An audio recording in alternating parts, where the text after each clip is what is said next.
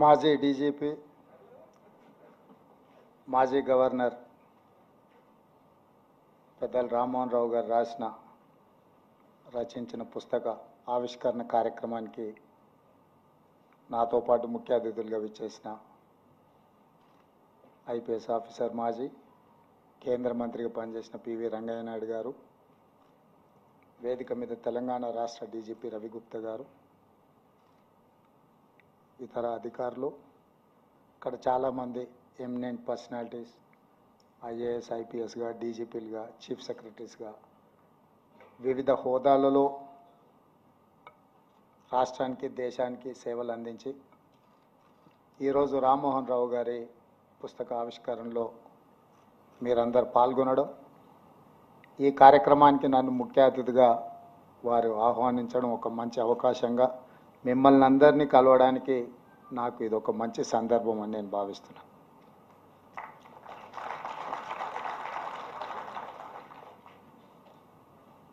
ఇక్కడ వేదిక మీద ఉన్నవాళ్ళు కానీ అక్కడ ఆసీనులైన వాళ్ళు స్వాతంత్ర సమరాన్ని చూసినరు, తెలంగాణ సాయుధ రైతాంగ పోరాటాన్ని చూసినరు, అదేవిధంగా హైదరాబాద్ రాష్ట్ర అవతరణ పరిపాలన చూసినరు, ఉమ్మడి ఆంధ్రప్రదేశ్ రెండు రాష్ట్రాల కలయికతో ఏర్పడ్డ ఉమ్మడి ఆంధ్రప్రదేశ్ రాష్ట్ర పరిపాలన చూసినరు, 69 తెలంగాణ ఉద్యమం, 72లో జయాంధ్ర ఉద్యమం, మళ్ళీ 96లో రెండవసారి తెలంగాణ ఉద్యమం, అదేవిధంగా తెలంగాణ రాష్ట్ర అవతరణ.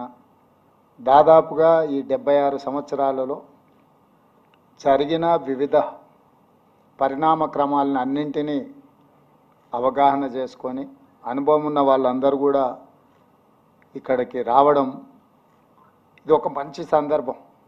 తెలంగాణ రాష్ట్ర ప్రభుత్వం ఈ కార్యక్రమాన్ని, ముఖ్యంగా తెలంగాణ పోలీస్ అధికారులు ఈ కార్యక్రమాన్ని ఏర్పాటు చేయడాన్ని వారిని మనస్ఫూర్తిగా నేను అభినందిస్తున్నాను.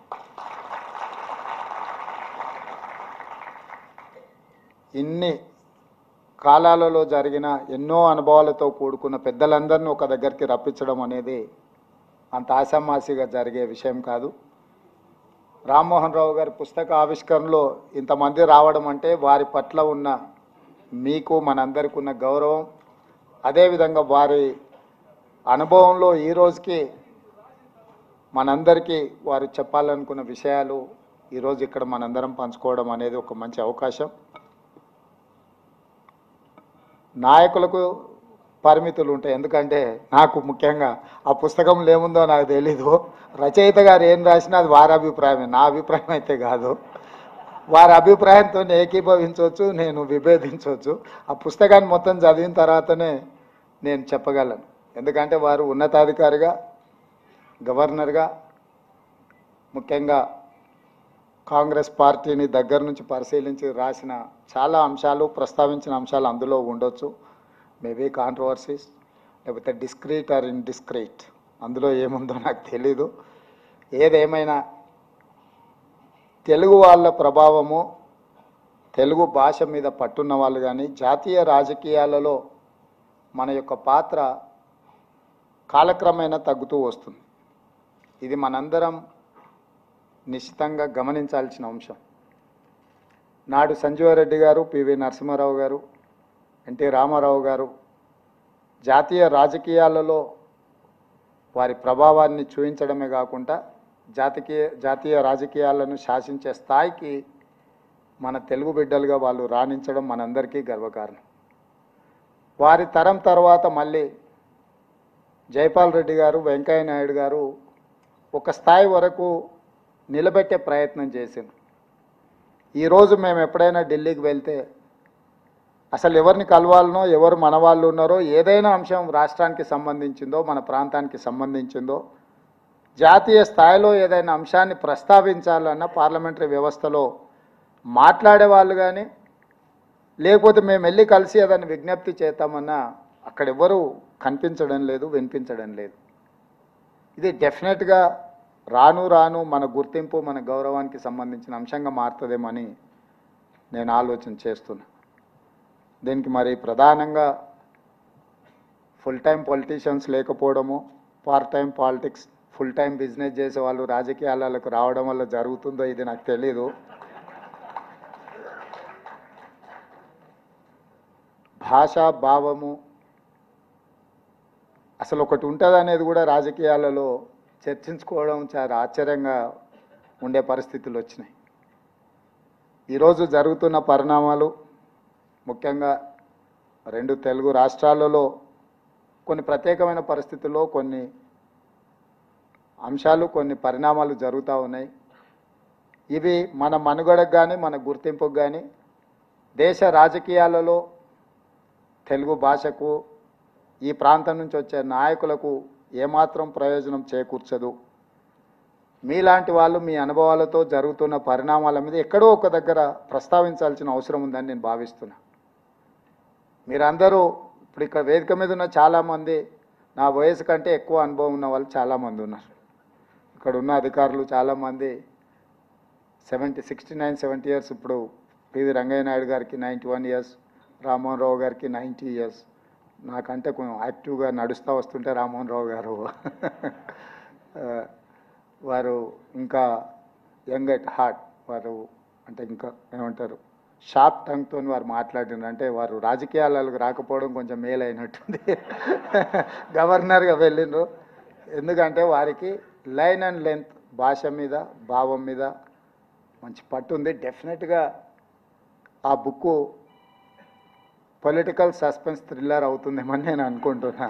వారు ప్రస్తావించిన అంశాలు అందులో చూడండి లేకపోతే చదవండి అని చెప్తున్నారంటే మీ అందరితో నా మనవి ఒక్కటే, రాష్ట్రము రాష్ట్ర ఏర్పాటు జరిగిన పరిణామాలు దాని వెనకాల ఉన్న నేపథ్యాలు ఇవన్నీ కూడా నేనేం పెద్దగా చెప్పాల్సిన అవసరం లేదు, మీకు అందరికీ లోతుగా తెలుసు. ఇప్పుడు మళ్ళీ మనం అందరం మన వాళ్ళుగా మనందరం కలిసి మళ్ళీ ప్రయాణం మొదలు పెట్టాల్సిన అవసరం ఉంది, రాణించాల్సిన అవసరం ఉందని నేను బలంగా నమ్ముతున్నా. అందుకే పద్మవిభూషణ్ వచ్చినా పద్మశ్రీ అవార్డులు వచ్చినా మన వాళ్ళకు వస్తే రాష్ట్ర ప్రభుత్వం తరఫున వాళ్ళని గౌరవించడానికి అధికారికంగా మేము ముందుకు వచ్చినాం.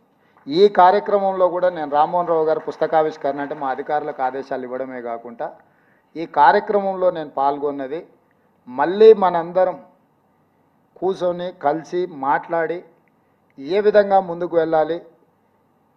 5 ట్రిలియన్ ఎకానమీ అని కేంద్ర ప్రభుత్వం చెప్తున్న దాంట్లో 5 ట్రిలియన్ ఎకానమీలో మనం ఎట్లుండాలి, మన పాత్ర ఏముండాలి, అదేవిధంగా ఈ దేశ రాజకీయాలలో మన నిర్ణయం మన పాత్ర. దేశంలోనే 2వ అత్యధికంగా మాట్లాడే భాష తెలుగు భాష. హిందీ తర్వాత చాలామంది బెంగాల్ అనుకుంటారు, కాదు తెలుగు, తెలుగు తర్వాతనే బెంగాల్. సో మరి జాతీయ స్థాయిలో మన భాష 2వ స్థానంలో ఉన్నప్పుడు రాజకీయాలలో కూడా మనం ఆ విధమైన ప్రభావం చూపించాల్సిన పరిస్థితుల్లో అధికారిక నిర్ణయాలలో మనం భాగస్వాములుగా ఉండాలి. ఒకప్పుడు రాష్ట్రపతి పదవి ఉత్తర భారతదేశానికి ఇస్తే ప్రధానమంత్రి ఇక్కడ ఉండేది, అటువైపు నుంచి ప్రధానమంత్రి ఉంటే ఇటువైపు నుంచి తప్పకుండా రాష్ట్రపతి పదవులు ఉండేది. That is how we have got so many opportunities as a president of India. ఎప్పుడు అదొక ఈక్వేషన్ కింద ఉండేది. ఇదే కాకుండా ఫస్ట్ 5 పోర్ట్ఫోలియోస్లో డిఫెన్స్ కావచ్చు, హోమ్ కావచ్చు, ఫినాన్స్ కావచ్చు, రూరల్ అండ్ అర్బన్ డెవలప్మెంట్ కావచ్చు, ఇట్లాంటి ఇంపార్టెంట్ పోర్ట్ఫోలియోస్లో 5-6లో ఖచ్చితంగా 3 పోర్ట్ఫోలియోస్ సౌత్ నుంచి రిప్రజెంట్ చేసేది. దట్ ఈజ్ హౌ ఇప్పుడు always they use to balance things. కానీ ఈరోజు ఆ రకమైన పరిస్థితులు లేవు. ఎవరో ఎక్కడో ఒకరు క్యాబినెట్ మినిస్టర్ ఉన్నారా, ఉంటే వాళ్ళకి ఏం పోర్ట్ఫోలియో ఉందని మనం వెతికి చూసుకునే పరిస్థితులు ఈరోజు వచ్చినాయి. దీనికి కారణం ఏందో, దీనికి పరిష్కారం ఏందో కూడా మీలాంటి అనుభవజ్ఞులు, రాజకీయ స్వార్థం లేకుండా ఆలోచన చేయగలిగిన వాళ్ళు మీరు సూచన చేయాల్సిన అవసరం ఉన్నదని నేను భావిస్తున్నా. జాతీయ రాజకీయాలకు వచ్చినప్పుడు ఏ విధంగా ఆలోచన చేయాలి, ప్రాంతీయ అంశాలు వచ్చినప్పుడు ఏ విధమైన నిర్ణయాలు తీసుకోవాలనో కూడా మనకు విచక్షణ ఉండాలి. ఆ విధంగా ముందుకు వెళ్ళాలి. మీలాంటి అనుభవజ్ఞుల నుంచి మా ప్రభుత్వం తప్పకుండా సూచనలు తీసుకుంటుంది. మా ప్రభుత్వానికి భేషజాలు లేవు. ఏదైనా మీ అనుభవము ఈ రాష్ట్రాన్ని ముందుకు నడిపించడంలో, అభివృద్ధి చేయడంలో, అదేవిధంగా దేశ రాజకీయాలలో అవసరమైన పాత్ర పోషించడానికి మన వాళ్ళు ఎవరైనా, ఒకే ఒక ఉదాహరణ నేను చెప్పగలను.